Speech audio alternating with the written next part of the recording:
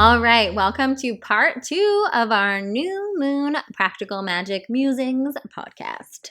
So, hopefully, you listened to part 1 where I chatted all about what the new moon means and gave you 3 super practical rituals to get your new moon ritual going, to get you in tune with the lunar calendar. So powerful. But I also wanted to dive in and use this opportunity to chat with you about this specific new moon that this podcast is launching under. And, just as for reference, if you're listening to this and it's outside the window of the new moon, or maybe you're listening to it, years from now, months from now, I really trust your intuition in clicking yes and listening or watching this.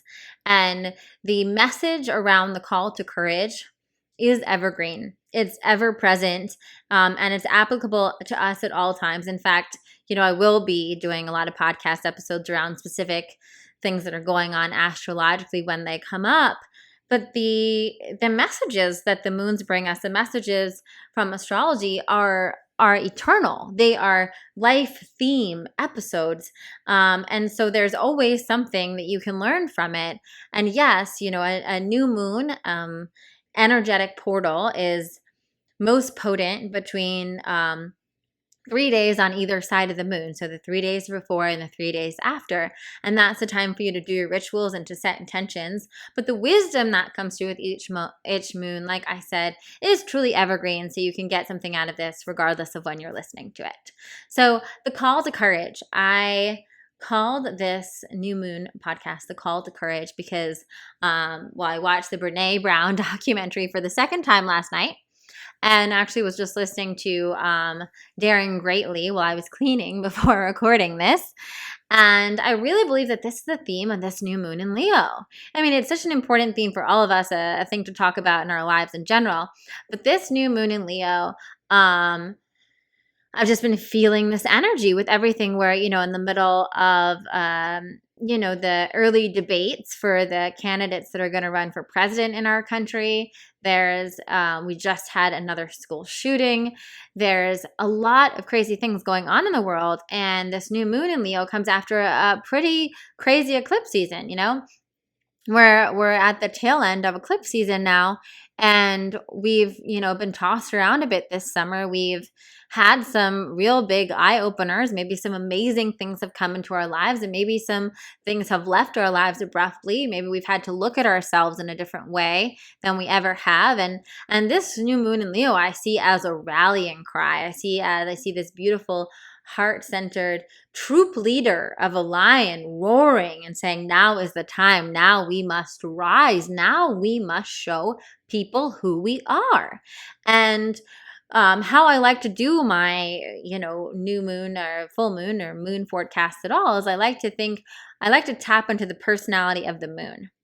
And so Leo in general, right, is like the lion. It's this heart-centered courage. It's roaring and being protective of what's theirs, but also being loving, being the life of the party, being someone that loves attention, can handle attention well.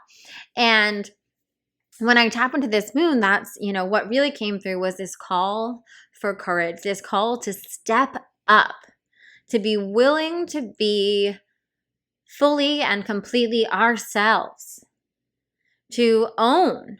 One of the things that Brene was talking about, and I hope that maybe, I'm going to put that out there on this new moon. I'm setting the intention that Brene Brown will one day be on the Practical Magic Musings podcast. And so it is. So I'm watching Brene Brown, and she talks about how vulnerability and courage are bedfellows, right? You can't have one without the other. And that also connects me with Leo, right? Leo, again, if we think of Leo as a person personified, is someone that has a big heart, is someone that is sensitive, but is also someone that can roar, that can be, if you're hurting someone they love, or if you're touching something that speaks to their heart, and pursue and go for that thing, right? So when we're thinking about what is this new intention to be more courageous, I really want you to think, what area of your life, and maybe there are multiple areas, right? that you're not fully being 110% yourself. You're not putting all of your cards on the table because you're scared of not being liked, of not being loved, of being rejected, of having to face criticism, of being uncomfortable or having uncomfortable conversations. Because what happens is, in order to be courageous, we have to feel those feelings. We have to wonder, we have to be in that space of being like, I might get rejected for this. Someone might not like me for saying this.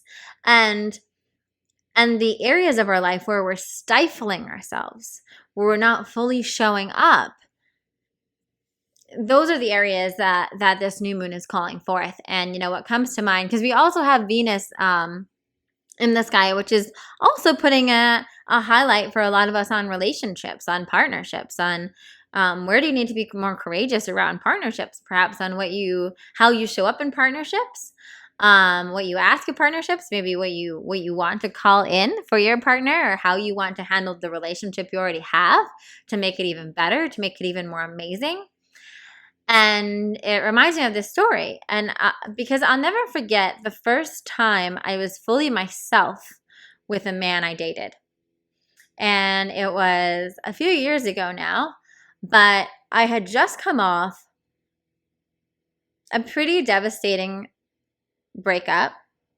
I guess not just come off it. I had come off a breakup where after we broke up, there was a part of me that felt that the guy never really fully knew me. And I was like, how weird to have gone through this relationship with this guy and had been kind of walking a little bit on eggshells, hiding parts of myself because I was so worried that if I showed them that I might not be loved for them, or I might not be loved for him. That was really what it was. And I remember getting to this point with myself and my spiritual journey and with where I was in my life, where I made a promise to myself that the next person that I started dating, I was going to be 110% myself. I was going to let my freak flag fly early. And the man that I ended up meeting after that was, maybe like 6 months, a year down the line, right? I started dating him, and we were friends for a little bit first, and he knew a lot about my work and my spiritual beliefs and my journey around that. And I remember when he started dating me, I really opened up to him in a way about things that I had never opened up before. I mean, I started talking about, I was like, let's watch Ancient Aliens. Let's watch documentaries on the pyramids. And I would ask him questions, and I would be honest about my own truth around it and my own beliefs around it. I would talk to him about Atlantis. I would invite him to breathwork or into my meditations with me. I would show him the parts of me that I had hidden, that I didn't know if someone could fully love and accept. And part of me, I was completely terrified. But I knew that if I did it from the get-go, that I would have a higher chance of being able to do it than if I was already in a relationship, right? Because the stakes were a little bit lower, even though it was still super vulnerable. And I'll never forget, of course, what usually does happen, or what happens a lot, especially in relationship, when you're truly able to own who you are unapologetically. And I think this happens in all areas of your life. Yes, there will always be, some people that will criticize you or might not agree with you or might think you're crazy or whatever it is, right? But the vast majority, I have found, in my experience at least, really love you for it. They love you even if they don't agree with you, even if they think it's nuts that you eat peanut butter every morning for breakfast or whatever your little weird thing is, right? Even if someone thinks I'm a little bit of an extremist because I wake up every morning and I do my 5-step morning routine, right? People are magnetized to courage and authenticity, to people unapologetically showing up and owning who they are, because deep down we all have the core desire to do that. We all want to just be who we are. We all want to let our freak flags fly. We all want to courageously stand up for the things that matter to us, that are important in our heart. So when we see someone else that's doing that, and if you think about an influential leader right now that really resonates with you, I know, I think I mentioned Marianne Williamson, the other thing, but Marianne Williamson right now running for the Democratic bid for president, I look at her and I'm like, oh my God, here is someone who is a spiritual teacher, who is an author, who has had so much success in her career and transformed so many lives. And I still think to myself, if I were her, I would be shaking in my boots to go head to toe with these politicians, right? To have the courage to stand where she stands with all of her intelligence and with all of her great policy and all of her plans. I'm 100% for her, right? But I look at that, right? And I'm so inspired and invigorated by that because of how unapologetically she can own who she is. And I've, followed her for years upon years, been to many of her lectures, read almost all of her books, right? And the way she carries herself and the language she's using in the debates and in her campaign is genuinely her. And so, there are a lot of people, a lot of authors, a lot of, celebrities perhaps, right? That you could completely, be like, oh, like, I'm not like, into Kim Kardashian or anything like that. But can I see in her unapologeticness of being who she is and just putting it out there? Yeah. And there's part of us, that's why she has like millions of people watching her, right? It's because we're drawn to that, because there's a part of us that's like, wow, I want to be super comfortable saying this. I want to be super comfortable, wearing my sweatpants, going to food shopping with no makeup and whatever, right? Whatever the thing is, right? We just want to own it. We love people that are unapologetically themselves. And so, of course, that man responded well, and all of us after have as well. And it was really a reminder to me that I'm most loved when I'm unapologetically myself. And similarly, honestly, with this podcast and launching this YouTube show and this podcast and Practical Magic Musings and really opening my broom closet, so to speak, on some of the magical things I do, some of the rituals, and sharing into some of the supernatural experiences I've had, and just who I really am, who I truly am, right? Which is magical AF, right? Is so freeing. And part of me knows I have to do it. I have to do it for all the women that look up to me, for all the women that are in the practical magic training, who have gone through my practical magic training or my Spread Your Light Mastermind or worked with me one-on-one, or for all the people that look up to me on Instagram. I also feel responsible to be that way and to make sure I'm constantly, courageously honoring the truth in my heart. And so that big story to just say, what's coming up for you around that? What thoughts, I like to think about this dialogue, right, as a conversation. If we were having tea right now and I was sharing this story, what's trying to come out of your mouth right now? What story do you want to share? What area of your life do you want to say, you know what, man, I've really wanted to be able to be myself in front of a man for a while now, but I'm scared that if I actually let them know how quirky I am, that maybe they won't love me. Or I'm scared if my finance, more conservative boyfriend knew that I'm listening to you and reading A Course in Miracles, that he'd break up with me.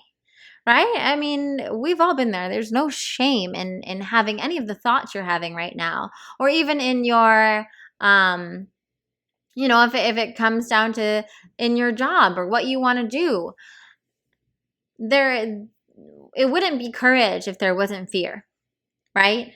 Courage is not the absence of fear. Courage can only exist because of the presence of fear, because there is a part of you that's like, wow, I could fail. This could blow up in my face. That partner could leave me. My boss could fire me or reject this idea that I want to propose, or think something of me because of it. I could put it on social media and have people leave nasty comments, right? Or no one leave any comments, right? The courage comes from taking the risk. And, one of the things that I grew up playing ice hockey and street hockey and watching hockey with my dad. And I remember we used to go to Rangers games. We still have season tickets. And I would always hear when we were sitting in our seats watching the game, and I would love watching, what the players were doing and how they were playing. And, you know, there'd always be guys in the stand that would be shouting, like, more defense, or can you skate a little faster, whatever. And kind of just being these spectators trying to give instructions. And I remember talking to my dad one day about it and being like, Dad, you shouldn't get a mic unless you're on the ice, right? You shouldn't be able to have an opinion on what someone else is doing unless you know what it's like. If you're also in the NHL, or you're a hockey coach, or you know what it's like to be down there, you're in the coach box, you're on the stands waiting to, you're in the box waiting to jump into the game. Yeah, you can shout at your teammate and say, hey, pick it up a little bit, or like move to the left, or whatever it is, right? But how dare you? How funny it is, right? That so many of the people that criticize us for being courageous, for being active, for doing the thing, for doing the damn thing, right, aren't doing the thing in their life. And I saw this quote. Someone that, and I'm going to butcher it now. I think it's anyone that's achieved greater than you would never criticize you. Something like that. No, I'm butchering it. But essentially, the essence of it was that, the people that are really fighting the fight, the people that are living courageous lives, the people that are putting themselves out there unapologetically, they know what it's like.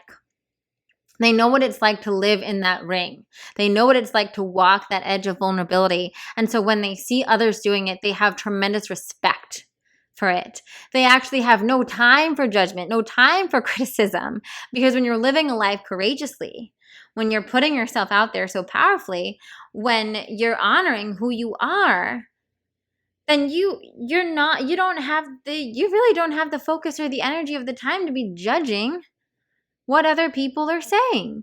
And there are people, like I said, that I can completely disagree with, that I can disagree with their viewpoints on, and I can still respect them because of their courage in unapologetically standing up for the truth in their heart.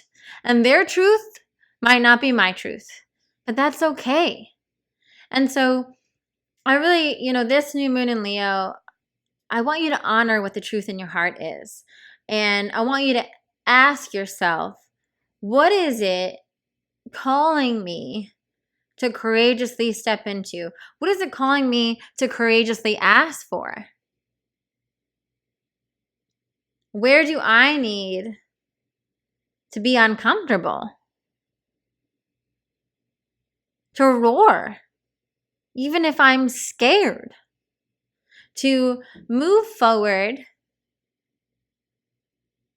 with the joy and the love and the freedom that really comes from owning who you are unapologetically. That comes from living courageously. You never feel more alive than when you're in the ring, when you're in the arena, when you're playing on the field. For anyone who's ever played a sport, you know that. When you're on that field and you're watching that puck or that ball or whatever you're playing, you're alive, you're present, you're in it, you have no time. Think about, the guy in the 5th row that's eating his popcorn. No, you're present. You are keenly alive in that moment. And that's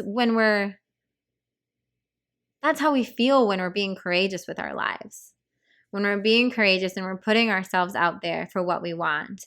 And whether that's going on 50 first dates because you are ready to meet your amazing partner that you're setting the intention for this new moon, or whether that's having an uncomfortable conversation with your boss about shifts that need to be made in your position, or whether that's putting yourself out there after working for the same company for 20 years and starting your own business, or looking into, getting your game plan ready to start your own business, or looking into, other jobs to apply for.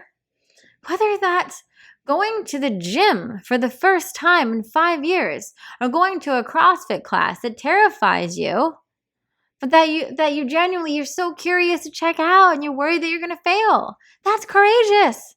That counts too. Having a tough conversation with a family member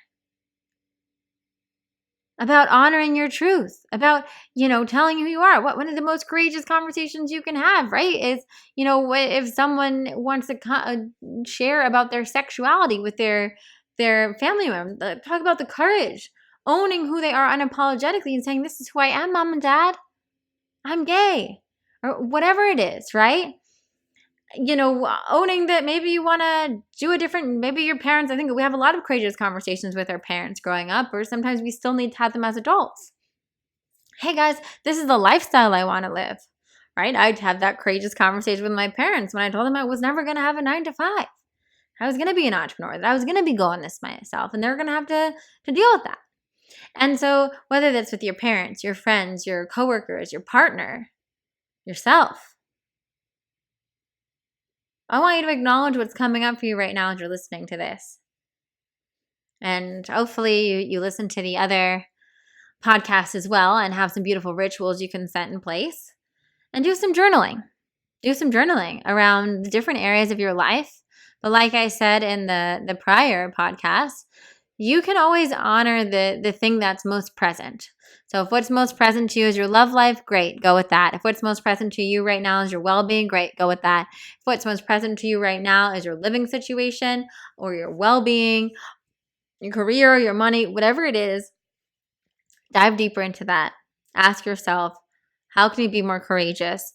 How can you be vulnerable and follow your heart and start a new project or a new chapter and make a new shift without, with allowing yourself to be uncomfortable.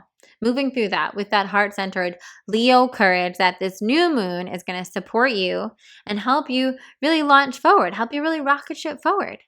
So have an amazing new moon in Leo. It truly is. Leo has a lot of joy and love and fun. And I know maybe this was a little intense, but it really is. It really is. I want you to think about this when you are courageously it's like the exhilaration of playing that sport. It's the exhilaration of if you've ever stood on a stage and had the mic, right? You feel more alive than you've ever felt in your life, right? When you're putting yourself out there. So think about that as well as you're moving through this. Think about how alive and how joyous and how fun it will be for you to fully embrace who you are in this heart-centered, beautiful, beautiful way that this new moon is asking of you. Thank you guys for listening. I hope you subscribe to the Practical Magic Musings podcast or my YouTube channel if you're watching this on there. And of course, if you want to listen to the full workshop on this, including the meditation, you can join Aprishti.